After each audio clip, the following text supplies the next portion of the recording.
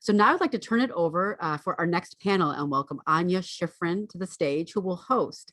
So Anya is the Director of Technology, Media, and Communications at Columbia University School of International and Public Affairs. She will moderate this session, which I'm really excited about, from Pulitzer to Nobel Peace Prizes, how ICIJ became a leader in collaborative journalism, including a closer look at the FinCEN Files. So Anya and team, I'll hand it over to you. Thank you so much, Stephanie, for that introduction. And I agree that fellowship does sound really exciting. I think we're really happy to be here at the Collaborative Journalism Summit. And I've known Monica and Will for years, and I'm really excited also now to be with Jelena Cosic. I hope I'm pronouncing your name properly. This panel gave me an excuse to reread so many of ICIJ's greatest hits, and it was just fantastic to go back and read FinCEN Files again and Panama Papers again. Obviously, I highly recommend the Obermeyer books as well as the famous money laundering movie, The Laundromat. And I was just once again struck by the incredible breadth of the work that ICIJ has done. I think it's really by now a well-known fact, as my dad used to say, that ICIJ really invented or pioneered a new form of journalism that transformed the profession. The idea of getting hundreds of journalists across the world to collaborate on these incredibly important investigations, and in doing so led to much greater impact as the stories unfolded across the globe, and also an incredible transformation for the people that got involved in those stories, the learning of new skills, the sophisticated use of data and databases, and these building of partnerships and alliances that have really spanned the world. I know Drew Sullivan at OCCRP always talks about, criminals don't stop at borders, why should journalists? So I think we really, it's familiar by now. We've almost gotten used to it, that it's easy to forget how unbelievably innovative this kind of work was when it got started. So I just wanted to remind everyone. And also just wanted to say, going over the website again, the extraordinary depth of not just the reporting, but looking at the impact. So I would really encourage everyone to go back and read those pieces where you get to talk to the reporters, listen to them describe what they did, and then also what happened afterwards, who got arrested, what policies changed, what laws changed, how did regulators deal with so much of this information? And Will Fitzgibbon in particular has written lots of stories about 5 years after the Panama Papers, what happened. And the whole corpus of work, FinCEN, Panama Papers, LuxLeaks, all sort of fits together into this incredibly sobering and depressing portrait of financial misdoing globally, of corruption, of collusion by banks and financial institutions. So it's really powerful stuff. And I'm always just so happy to be able to come back and look at it all again. So I think I'm done with my opening remarks. I want to quickly introduce the panelists. Monique Almeida, you are in Quito, I assume, but who knows where anybody is these days, is an investigative editor at El Universo and one of the top investigative journalists in Ecuador. We were together a couple of years ago with Joel Simon, having a very depressing conversation about press freedom in Ecuador. At that time, things were supposedly getting better. I'm sure you'll update us on what's been happening since then. Will Fitzgibbon and I have been collaborating for years because Will's work on mining and oil in the extractive sector in Africa, and also the involvement of foreign extractive companies, Australian mining companies. So Will has led and worked with many collaborators on the continent to expose a lot of the environmental and other kinds of damage and corruption in Africa around mining and oil. And I'm delighted to see Jelena Cosic again. We don't get very much chance to see each other, but we have run into each other at some of the conferences that we all miss. And I know that you've been really key as the training manager and partnership coordinator for Eastern Europe for ICIJ. So thank you very much to all of you. You feel free to make opening remarks. My first question was going to be, how did COVID-19 affect the work that you do? My little pet theory is that places like Colombia and big, bulky institutions that need people to be in the same room have really had a hard time during the pandemic. Whereas journalist organizations, journalists are they're such self-starters, they're so motivated, and they're so good at meeting deadlines that I feel like a lot of journalism organizations have thrived at this time in terms of the work that they're doing. So I was curious to get a little snapshot from all of you, unless you'd rather obviously talk about something else. I'll mute, and I don't know, Monica, if you want to start, or Jelena. With my audio. Yes, hi. Hi, everybody. Well, yes, the pandemic has been really hard for us, but it's amazing that during the last year, the newspaper changed the format. We were like a big old newspaper, and we changed it to a tabloid. And we changed also all the web design because we are going to go to a paywall. And all was done with everybody working at home. So it was really like a challenge for us, but I'm also like very amazed that we did it, you know. And well, for journalists, it has been difficult. I think that when we are working with the ICIJ and everything, okay, usually you work in your computer, you dig until you find things, but then you have to go and talk to people. You have to make an appointment with the banker, with the corrupt guy, with the official that you know that maybe receive a bribe or something like that. And for those things, I still prefer to have an appointment at the newspaper, even if nobody's there or maybe 2 or 3 people, but I prefer to do it so. And in Guayaquil, where is the main office, they usually work like that. You know, when you have these important meetings, better in the newspaper, so where it's a kind of a formal thing. But yeah, it has been difficult. It has been difficult for everybody.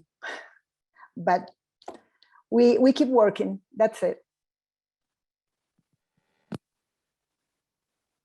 I would.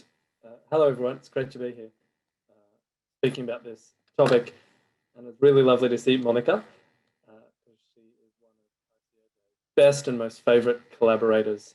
I think people forget often that not every journalist understands and not every journalist enjoys collaboration.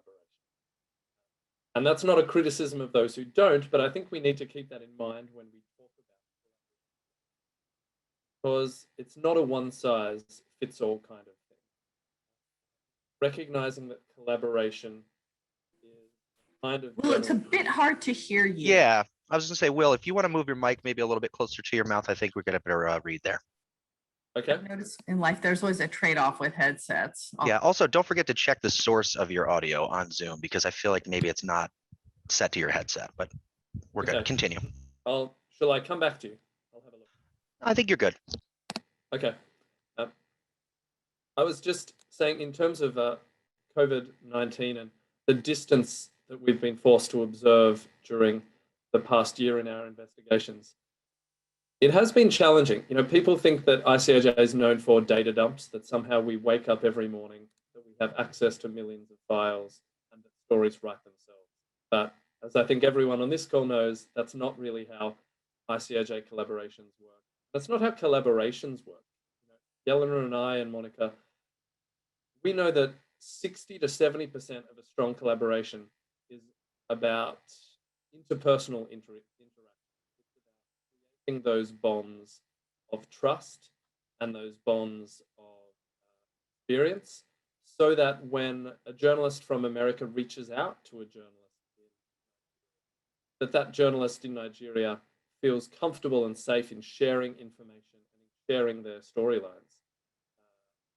Collaboration is all about trust. It's all about giving up part of what you would normally keep for yourself as a journalist. And it's hard to create those bonds of trust when you don't have the ability to shake hands, hug, or simply meet at a conference.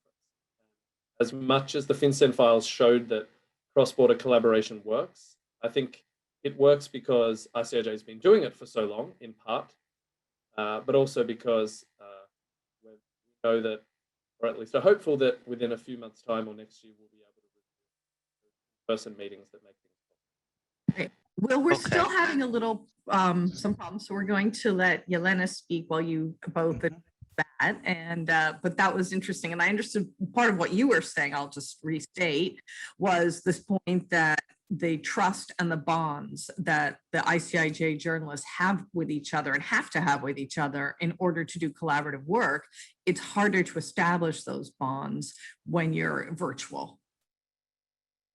That's, yeah, great. Jelena, thank you.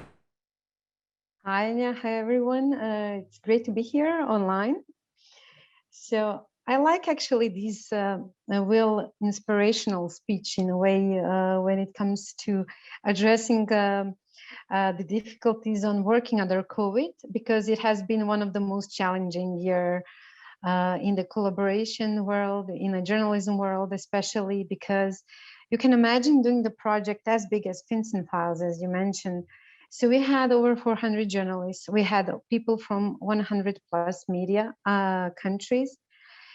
And you can imagine that at some point, almost all of them had to stop their work and had to cover COVID. Not all of them, some were privileged to cover investigative topics and things like that. But the thing is that when COVID hit, it hits very hard. Like it was noticeable. It's not only the way that it affected everybody's work, it's how it affected everybody's life. And that was very much seen in our profession, right? And the other thing that was challenging in 2019, ICIJ started to have like a little bit of different online approach when it comes to training with the partners, when it comes to work with partners online. We have established the communication platforms in a different way. We have established our databases in a different way. So for us, it was like we were set for something to be completely online like we were before, but even like on a larger scale than before. But the thing is that kind of strong technical preparation that ICIJ has actually provided us with a very soft landing when it comes to working online with partners. And what it helped is that some of our partners, along with the entire ICIJ crew, and we have like different, I would call teams.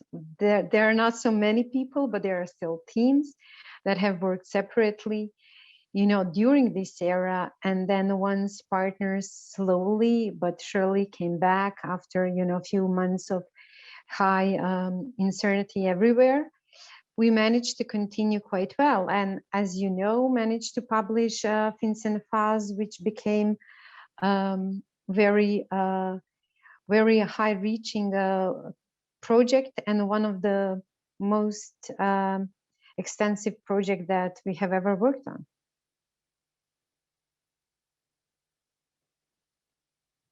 Did you feel that it got the attention it would have had under normal circumstances? I'm here, so I'll answer first. Is that I think actually that did, with the impact afterwards, with the impact nowadays that it's still ongoing, I feel like it did. When we published it by the end of September last year, at some point the world was a little bit fed up about only and extremely topics related to COVID. Of course, that was needed and very relevant at the point, but the FinCEN Files were new. The documents that we have worked on were new, and I think that the audience of all of these media partners reacted massively. About in Ecuador, Monica? Yeah, we had also a huge impact here. And yes, I agree with Jelena. Yeah, maybe it was like something completely different, but so strong, with so much information, with so much work after, and especially there were some stories like I remember about the traffic of the drug trafficking and how that money is laundered and going through banks. And it's like everything is normal because they don't have enough people to see all the alerts that the local banks are giving. So I think it was really, really important for everybody because it's not only like, because you have illicit acts, you have some defraudation, but always after that, the money has to go somewhere. And usually it travels a lot because it has to be like clean. It goes like in the Panama Papers, I learned that it's not only that, okay, I pay you in one place. No, I pay you in Panama, in Cayman Islands, in Miami, in Switzerland, in Holland.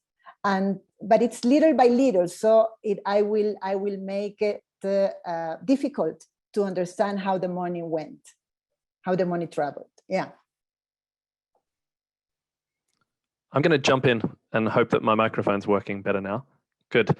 I think you know this, Anya, but impact is one of the words that I most love and most hate when it comes to investigative journalism, because it's so hard to get our head around. And in some ways, ICIJ has become a victim of its own successful model, because the bigger a collaboration is, the more diffuse stories and impacts are, and therefore the less visible in some ways impacts can be.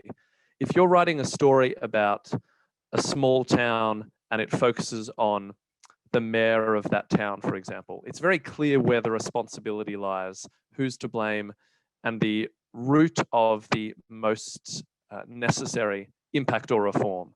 But when you're writing about 100 countries and where the accountability is systemic and it relates in some cases to individuals, but as the FinCEN Files showed, abstract concepts or multi-billion-dollar companies such as Deutsche Bank and HSBC, and let's be honest, lots of journalists out there have quite cozy ties with such banks because they rely on them for sources and business stories every day. Following, the trail of impact or seeing impact immediately is increasingly difficult. That's my experience. And we're talking about investigative collaborations here. And I think in some ways, the Panama Papers remains the one that many of us think about first, because that was the first time that many people in this audience, perhaps and around the world, really stood up and paid attention to this cross-border power of investigative journalists working together. Not that it hadn't been done before, but Panama Papers, for a number of reasons, put it on the map. So 5 years, 6 years later, we've lost that novelty, if you like, of 300, 400 journalists working together. And it's really a matter now of digging deeper or being more savvy media consumers, I think, so that we can follow up on each of those stories. Like Monica said, or like Jelena knows very well from Eastern Europe, impacts on something like the FinCEN Files can be incredibly important, but may not translate into a front page follow-up story on the New York Times, or might not translate into the resignation of a well-known politician in a foreign country. But what I hear from partners in Africa and the Middle East is that impact is just as important, even when it sends little tremors of fear among the business community or the elite community, who for the first time feel as though they've been touched by or exposed through investigative reporting. Well, I think, one of the advantages of getting older is that we can see impact, which takes years and years and years. And it's so interesting I don't know, this is slightly off the subject, but we've been talking a lot about the vaccine waivers and the fact that this is a 20-year-old. This is a fight that's been going on for more than 20 years. So as somebody who's been sort of looking at tax avoidance and money laundering, not in the way you have, but, paying attention to it for probably about 20 years, there's no question that the whole debate about it has dramatically shifted, and that it's clear that what ICIJ has done, and many of us have studied this, has absolutely raised awareness and done all the things that journalism is supposed to do, right? Which is you put the story out there, you not just name and shame, but you put pressure on regulators, you put pressure on governments to actually do their job. And the statement by Janet Yellen a couple weeks ago about global taxation, even though it wasn't particularly, it was more about tax avoidance as opposed to, tax evasion, I suppose. I thought that was unbelievably significant. And obviously, we have countries like Ireland that are now saying they don't want to change, but there is obviously a huge global discussion and too slow, obviously, for what we'd like, but I think there's no question that all of this is pushing, all of your reporting is very much pushing the discussion forward. And again, you've documented a lot of that on your website where you describe some of the effects, the long-term effects that you've had. So I think you can feel cheerful. I feel like one of the lessons of the pandemic and also the 4 years of Trump was the journalists kept doing their jobs. Yes, in some countries in the world, we've seen obviously more capture of journalism in Brazil or Turkey, but in many places, journalists kept at it. When other people were asleep at the wheel, I just finished reading, and then I'll let Monica come in, Patrick Radden Keefe's book about the Sacklers and the OxyContin. And it was clear, the government wasn't doing what it was supposed to do in many cases, but the journalists were, and the local district attorneys were, and they kept at it. So I think that's really inspiring. Monica, it sounds like you have something to add here. Yeah. I think one of the most important things for me of the Panama Papers was that journalists could break the official narrative that the government was one of the most honest government in Ecuador, because it was like having the Icij with us and having 300 journalists that in many cases reprinted our stories from Ecuador. It really helped us to break the censorship and to show that journalists keep adding all the time. And even if we had this bill of communication that it was horrible in Ecuador, that we couldn't print many, many things, because of the Icij, we could print those stories. And for example, we did one of the stories we did with Holland, other story we did with Germany, and another story with Brazil. So that was really like a great accomplished for the journalists. So, and even we had trouble, we were in social networks, they keep attacking us, saying the corrupt press and things like that. But still we keep our work going on. And it was fine for us. We didn't go to jail, or we were not fined for printing stories, because that was the bill of communication.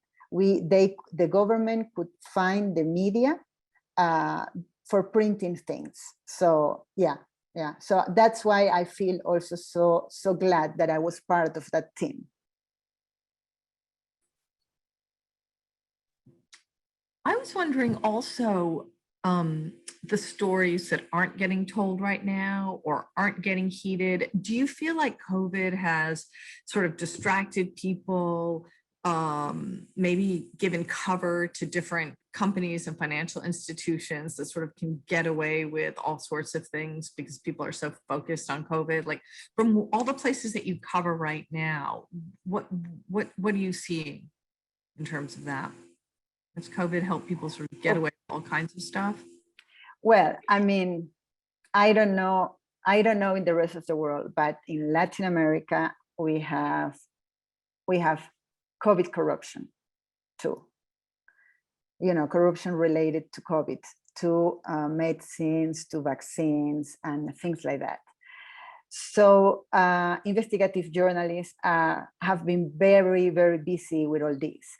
And somehow, when you see corruption, somehow, I mean,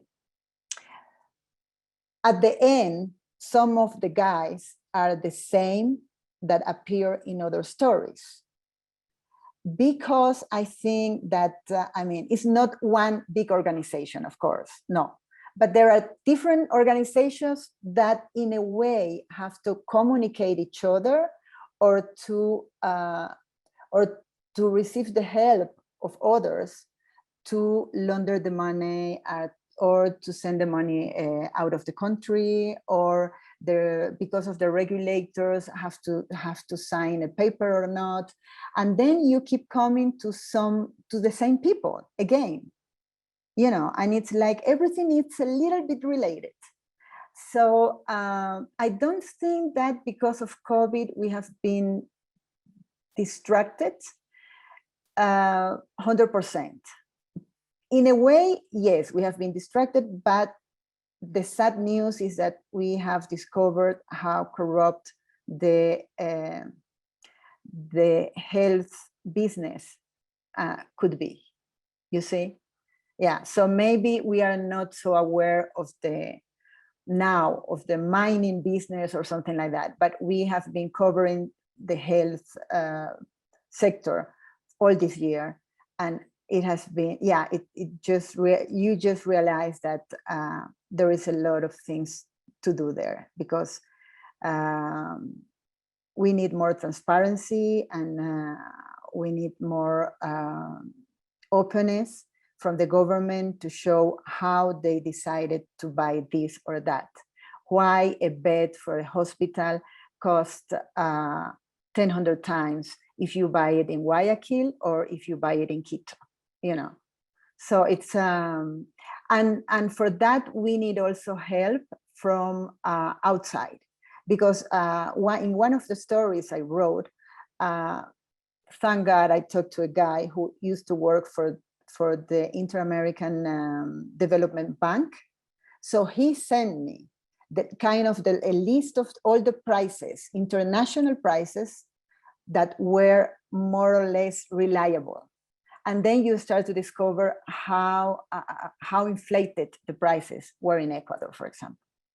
So yeah, that's another thing that we have to take care of. Yeah. Jelena or Will, did you want to add to that? Are companies and corporates, politicians, are they getting away with more now because of COVID? People aren't paying attention to the money laundering because they're too busy worrying about things like the profiteering that Monica just described. I fully agree with Monica on so many levels. Eastern Europe is similar to that way, and as we can see, all around the world is similar as well. We don't know certain prices. I think that that question we will know the answer not quite soon, but in some future time, like always, right? I guess that ICIJ will be able to do a COVID leaks at some point, if possible, because it is an international and it will cover the entire world in that way. It's very possible to say that the answer to your question is yes, but as I said, we at this stage we don't know, but everything that we have learned so far points into the direction that this is a shield that helps them do additional things. So it's just a matter of time of noticing that. So I think I'd like to ask a cheerful question. Thank you both for sort of summing up what's the more depressing state of the world right now. And I'm glad you're on the case. I think you're right. I think COVID has clearly exposed huge problems all over. Certainly we feel like that in the US. There's also no question that the Trump year showed us that all the bad guys know each other, which is kind of amazing. Exactly. Knew that, the real estate guys in Central Asia were buddies with the thugs in New York. I was really happy to see on the website, ICIJ website, an update on Benny Steinmetz, who's a well-known terrible person who's done awful things in West Africa, and that you had sort of, followed through with that and reported on his conviction in Geneva. So it's great to see some of these people finally brought to justice. But on a cheerful note, who can tell us, I don't know, Will or Jelena, about this fantastic Nobel Peace Prize nomination? How did that come about? What are the chances? What was the response? Because that was truly exciting news. I can take as a starting point. Well, it was certainly a surprise. I think we all woke up to the good news that had been shared by one of our editors at ICIJ. To my knowledge, none of us applied for that. It's not something you apply for. I believe we were nominated by a handful of Norwegian members of parliament who wrote what was a very, very, I suppose, comforting and inspiring nomination letter about the work that ICIJ has done, but also the organization that's sharing our nomination, which is, it's another organization with a difficult acronym, and I'm going to mess it up, so I apologize. But it's a civil society organization that's been doing lots of tax transparency, tax justice work. So in and of itself, the fact that we were nominated together, I think speaks volumes about where we're at as a society and a global society in terms of recognizing the importance of tax justice.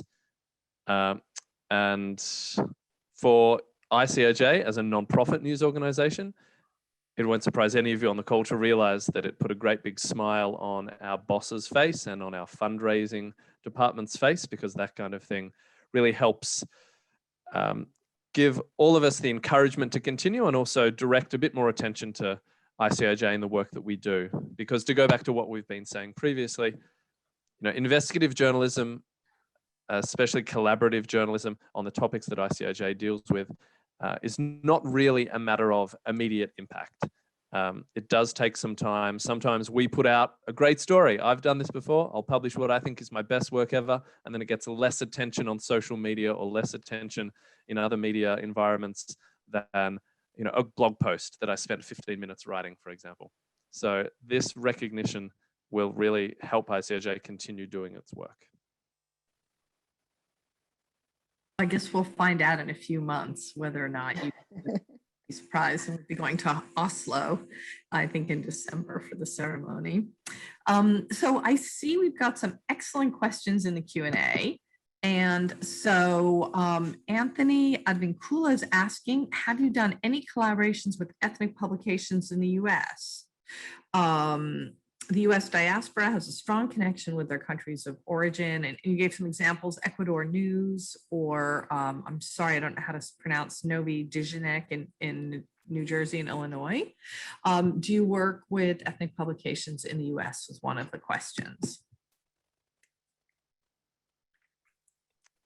Shall I jump in on that very briefly? I've been at ICO longest, so maybe that can help. To my knowledge, no, although I would say that we're constantly seeking more collaborations and different kind of collaborations. ICIJ has gone in the past 7 years from an organization that would collaborate with maybe one media outlet in about 40 to 50 countries, largely European countries, North America, and some Latin American countries, because people like Monica, how could you do an investigation without someone like Monica? But we've been trying to grow our investigations every project. And that's why you'll see with ICIJ that every time we publish something new, including the FinCEN Files, there are new collaborations and new journalists involved. I'm the coordinator of partnerships with Africa and the Middle East, for example, and it's a personal mission of mine to never publish an ICIJ project without more journalists being involved from more countries. I don't have time to go into the diplomacy or the details of intra-country collaboration, because traditionally the model has been in exchange for a journalist or a news organization agreeing to work with ICIJ, they'll often ask for exclusivity. You want to be the sole Italian or Uruguayan partner on a project. That's changed, and many countries now have multiple partners involved, even in little old Germany. Belgium rather, there are now 3 or 4 media ICIJ's projects because they recognize the power of working together. But that's a long way of answering your question that we haven't done that yet, but especially within the United States, given its strength of investigative reporting at a local and a national level, it's something that we're looking to do more of. We have on small project works with university newspapers or regional papers like the Los Angeles Times or the Chicago Herald Tribune, or on Chicago something on particular stories, but we're always looking to do more of that. Thank you. And there's some questions here that Will or Jelena, I think, can answer, since you do so much of the sort of the training and the partnerships. There's a couple of questions about sort of behind the scenes. How do you protect data, conversations, and reporting when you're working on huge projects? How do you decide who gets access? And then also, how do you deal with the differences in terms of ways of communicating or skills, for example, skill levels? I know that. Yeah, so all of the questions are good, and all of them like are a little bit different. So when it comes to how do we protect our data, conversations, and reporting, and how we do it, is that first we have like special platforms designed by our tech team that we use both for sharing the information and both for communicating with each other. We are talking about 400 plus journalists, so it has to be very secure and safe for all of us. Not to mention that for some partners, it has to be even more secure than for others, because we work with partners that are in really problematic countries when it comes to state of free press, especially in some African, Eastern European countries, or countries like Russia or even Latin America, right? So everything is encrypted. We do not share. This is something that I kept on saying every day almost, is that we do not share anything outside of unencrypted options. We do have our messaging system that it's encrypted, or we use emails that are encrypted as well. So the same thing goes for data. The data is on very safe and secure platforms. Knock on wood to keep it that way. But we do have the team that is monitoring and closely reacting whenever it's needed. When it comes to different set of skills, this is very much the case that we are talking about, because again, the differences in partnership are big. We'll mention some of them. Sometimes we work with the best media in the world that everybody knows, you know, from Europe, from UK, or from US. But sometimes we do work with super small newsrooms or investigative centers that are placed, again, all over the world. We work with partners in Nepal, in Benin, in, in like almost all Latin American countries as well. So, you know, it's the matter of like their engagement and willingness to be part of this project. It's the matter of our noticing the partners who are professional enough to be part of it. And then it just takes some time to get them where they basically need to be. So the approach is very unique. I wouldn't say for each and every partner. I would say for, you know, groups of the partner that we work with. So of course we will not have the same kind of trainings and sessions with partners that are coming from like not so tech skilled media organizations, but we will develop time to both work on their journalism skills, but also in their tech skills, in their collaboration skills as well. And what we have found that it's very useful, and what we have found that it's very needed, but also something that we are proud of, is that we are starting more and more to work with the journalists from global South countries that, if I can say, somehow traditionally has been, you know, misplaced a little bit. So we are starting to work more with those countries, and we are providing as much support as needed to them. And when it comes to partnership, again, some of the partners are like Monica, someone who we have worked with for several projects. There are always some new partners that we are getting in contact with, no matter where they are. But what we do is that we always try to choose ones that are very friendly, very like to share things, but also very professional and courageous at their work. And I would like to add something, because as a partner and somebody that, for example, is not in social media, so it's like they are really nice people to help you to get to navigate in the platform, because it's a way where it's a platform. One is the one where you dig the files, but you need a lot of things to get to know. And Jelena and other people are always there ready to answer questions, to help you, to give you sessions by a special streaming. So you can always find out your way in the files. And also the other platform to communicate each other. It's also really, really good to use, and it's always working. You know, when you have like 300 or 400 people that have to go there every day and communicate with each other and everything, I think that there is something ICIJ must be proud of.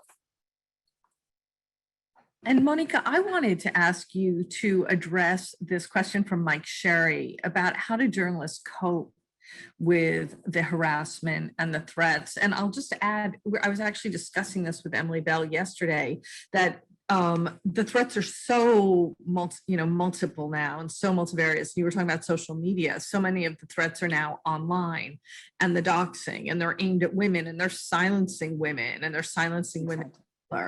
And as we were talking about this, I was remembering, obviously, the old days when most of the killings of journalists were happening in places like Mexico and Brazil, or the pressures in Africa.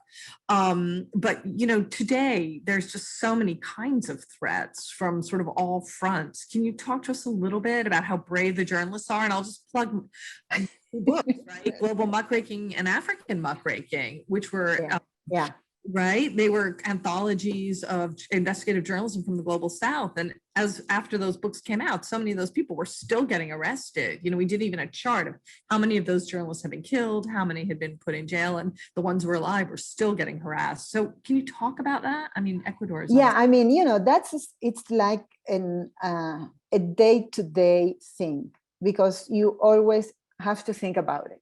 I mean, if I print this, or if I run this story, what can happen? And it's true that now with social media, or in a way, you have more contacts, your stories are reaching a bigger audience, but at the same time, you are also exposed to harassment. And I think also you are exposed to bad people trying to kill your credibility and respectability in the social media. And we have seen that. I mean, here in Ecuador, we were one of the first countries that had these trolls farms, where they were really like hundreds and hundreds of people trying to kill you in the social media. So it's difficult. You always have to think about some things. And for example, in my case, it's very difficult for me to write about narcotraffic. It's something that one must be very, very careful. And in a way, I suppose that in Africa, maybe it's in Nigeria, it's maybe another subject or something like that, but there are always things that you are a little bit scared of.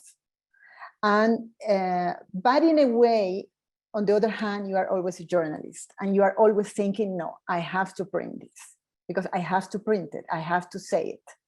So it's always like, I think that feeling is the one that drives you, to do things. During the horrible years of Rafael Correa's government related to freedom of expression, I always said, I have to keep going. I have to keep printing my stories. So in that way, there is something like inside each of us that makes you keep going and do whatever you have to do to print. So It is difficult, but you can always find ways to do it. And I think that you must be clever. You must be clever to find out different ways, things like maybe you sometimes you can share your findings.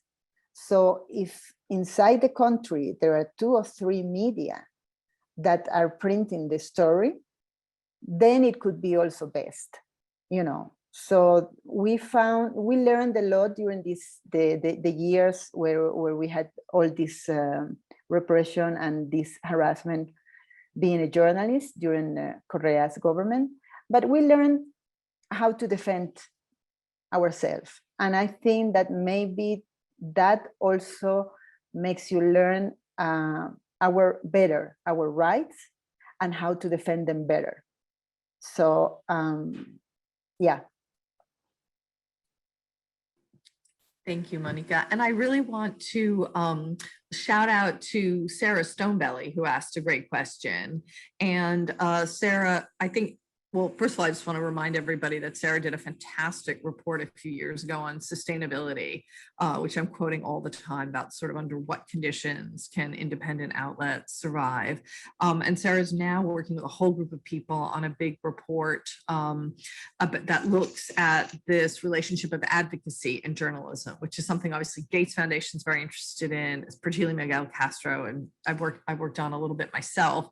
And I think that clearly the relationship between advocates and journalists is ancient. Adam Hochschild, for example, documented a lot of it when you look at the anti-slavery movement in the 19th century. Very often they were funding newspapers or the labor movement. Many of the big labor stories in this world, trade union, people like Jeff Ballinger in Indonesia in the 1990s, who was monitoring Nike, was working with journalists to get the story out. But clearly now, when so much money is coming from foundations or coming from groups that are particularly interested in health reporting or environmental reporting or rural affairs or development or the SDGs or women, or in your case, you're not getting funding from groups that care about tax avoidance, but you're obviously working with them to some extent, not necessarily in the reporting, but some of the context and the analysis. I think it would just be really interesting for everybody sort of how you, in today's world, I've given a bit of a potted history, but in today's world, how are you navigating that relationship between journalists and advocacy groups? And, obviously I know you're remaining independent and not letting yourself be instrumentalized, but it would be, I'd love to hear your thoughts on that, on Sarah's question. Thank you so much. I can jump in for a bit on that, and apologies to answering some questions in written format. It's much more enjoyable to do it with our own voices. It's a really interesting, sometimes thorny question. ICIJ has received mouth-watering financial proposals from funders who ask us to start an ICIJ investigation in exchange for financing on a certain topic, the tobacco industry, for example.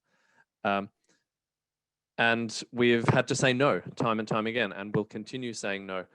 That's obviously one end of the spectrum. We're seeing a lot more situations in which civil society organizations are creating their own newsrooms, and I think Greenpeace's Unearthed or Uncovered, I might have that name wrong, is a really successful example of that, doing impressive environmentally focused journalism from within a traditional non-profit. It's what makes it somewhat more fraught for ICIJ is that because we're a global news organization on projects, the slightest whiff of external support or meddling can come back really negatively and strongly on any journalist in the consortium. So, you're probably aware, but after the Panama Papers and other projects, we were called agents of any secret service that you want in the world. Depending on where you were, we were working for the CIA, working for the KGB, working for Mossad, working for the Mukhbarat in Jordan. So that means we have to be especially attentive to trying to have that strict line between reporting and civil society. Although I do think it's changing a lot more. For me, the most important thing is transparency. I think journalists, thankfully in 2021 and for a few years, are being forced to be more open and transparent about how they do their work.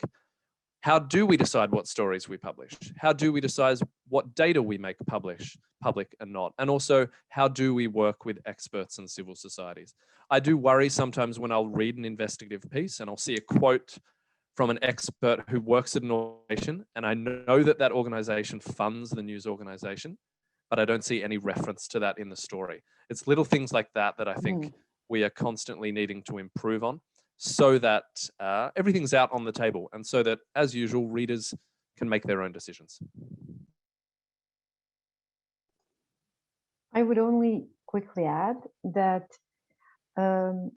Will actually gave an excellent answer in the chat as well, but I would add that it really depends like what civil society organizations there are, like in a different part of the world, like they work quite differently. So in Eastern Europe, it's very common that you are working hand in hand with some of those organizations, because what they have is they have a very unique expertise that when you're doing these massive investigations, you are not able to, get yourself to the core in which some of they have. So that kind of a collaboration is something that I would say is very common in my part of the world.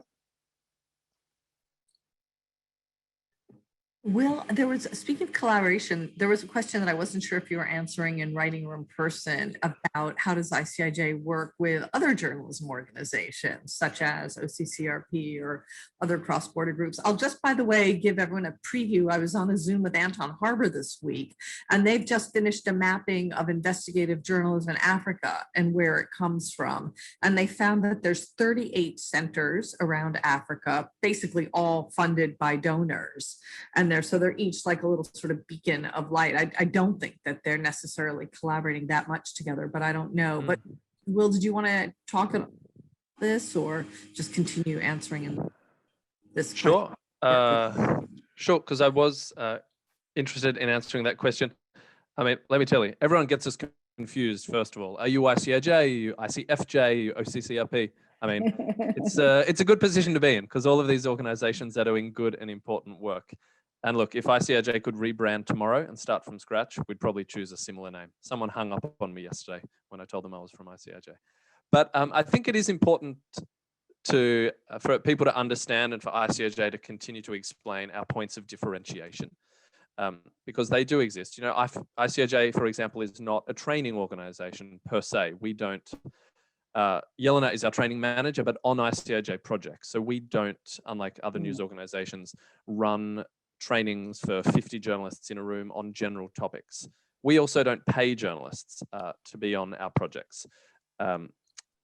We have 4 or 5, say, reporters on staff, whereas groups like OCCRP have much more editorial capacity because they're writing their own stories with their own reporters, often more than the ICIJ model, which is one of collaboration where journalists in each country are empowered to do their own investigations. So I think there are important nuances there. And I do think, at least from my experience, everything's working in almost perfect harmony and complementarity. OCCRP have a huge reputation and experience in Eastern Europe and Central Asia now, for example. So of course, they're going to be invited on every ICIJ project because of the journalists who they work with.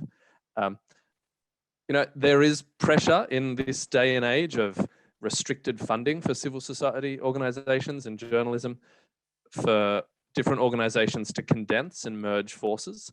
And that's, I think, one reason, we haven't done that, and I don't think that we should do that with the various collaborative news organizations that are out there, because, from the inside, I can see how different and complementary our skills and experiences are. I don't know if Monica's worked with different news organizations and she has, experiences in how different collaborative organizations work. I'd be interested to hear that. Yeah, I mean, well, as I told you before, during these horrible years we had of that we were attacked, we used to collaborate with each other, because I think that we journalists were the first to realize we are a target with this authoritarian set government. But also I have had experiences to work with some NGOs, and usually, I mean, I have like applied for a project, and they have given me some money. You know, the last one was, or not even money, but also access to data. And that was the story I wrote last year about all these Chinese fishing ships that were around Galapagos. And also the first collaborative work that I did was in 2014, I think, with some people that now are in Icij, and we did this scam program that was created by Chavez and Correa to take all the dollars out from Venezuela, and then we realized that the money was going to Miami and things like that. So that was one of the first things we did. And in a way, I mean, I like those NGOs that offer you the opportunity to do something, but they don't want to impose you their agenda, you know. So I think that's like kind of a better way to do it, because okay, I'm interested in this, maybe you can help me, and then I can propose something, and that's it.